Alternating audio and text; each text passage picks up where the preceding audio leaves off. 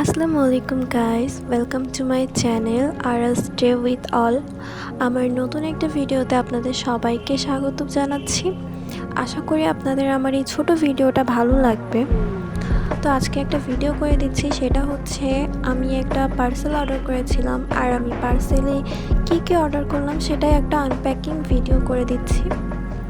তো আমি যেটা আর কি অর্ডার করেছিলাম সেটা হচ্ছে একটা রিং সেট। এই রিং সেটটার মধ্যে 8 পিস রিং ছিল, যেটা আমার খুবই ভালো লেগেছে। আর এক একটা রিং ছিল এক এক রকমের, আর এই রিংগুলো একটু ইউনিক টাইপের হতে আমার খুবই ভালো লেগেছে।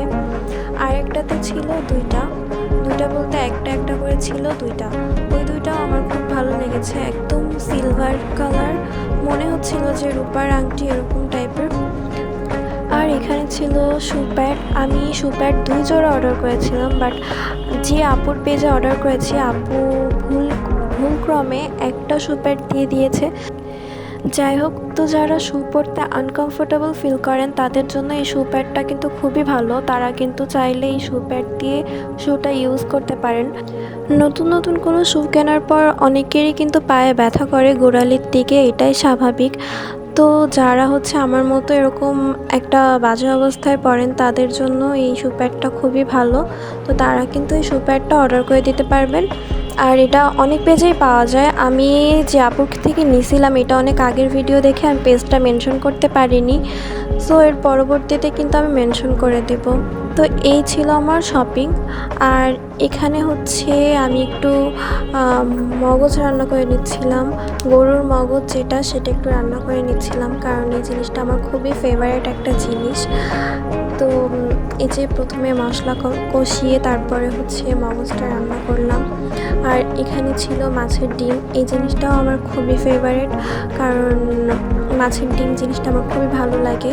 তো এখানে মাছের ডিম ভাজি করছিলাম, বেশি কিছু দিইনি, জাস্ট একটু হলুদ লবণ ঝাল দিয়ে তারপরে একটু ধনিয়ার গুঁড়া জিরা গুঁড়া দিয়ে এগুলো দিয়ে একটু রান্না করেছিলাম আর কি। ডিমটা ভেজে নিয়েছিলাম। তো এইভাবে রান্না করে খেয়ে দেখেন, এরকম কিন্তু খুবই ভালো লাগে। আসলে আমি কোনো রেসিপি দিইনি, জাস্ট এমনি ডেইলি ভ্লগের হিসেবে আমি একটু ভিডিও করে নিয়েছিলাম, এই আর কি। আর এখান থেকে একটু আমি বাইরের পরিবেশটা দেখাই দিচ্ছিলাম।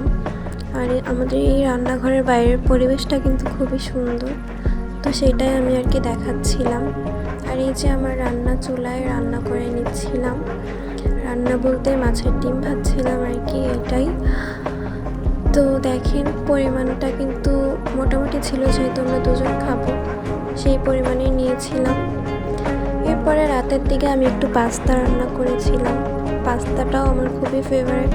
তো পাস্তার মধ্যে কিন্তু আমি অল টাইম ম্যাগি মশলাটা ইউজ করি, কারণ ম্যাগি মশলা দিয়ে এই পাস্তা খুবই মজা লাগে। আর আমি আজকে পাস্তা রান্না করার সময় সামান্য কিছু মটরশুঁটি দিয়েছিলাম। আর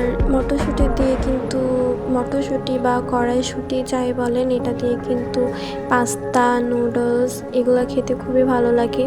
আবার আমি অনেক সময় পোলাওর মধ্যেও এটা ইউজ করি, কারণ মটরশুঁটিটা আমার খুবই পছন্দের। এখানে যে রান্না করছিলাম, রান্না হয়ে গিয়েছিল প্রায়। এখন মশলাটা দিয়ে সুন্দর করে একটু নেড়ে চেড়ে কিছুক্ষণ নিয়ে তারপরে নামিয়ে নেব। আর আমি পাস্তাও খুব সিম্পল ওয়েতে রান্না করি, এভাবেই সবসময় রান্না করে থাকি। এক্সট্রা কিছুই দিই না, জাস্ট ডিম মশলা এগুলো ছাড়া। বাট আজকে আমি এত তাড়াহুড়া করে রান্না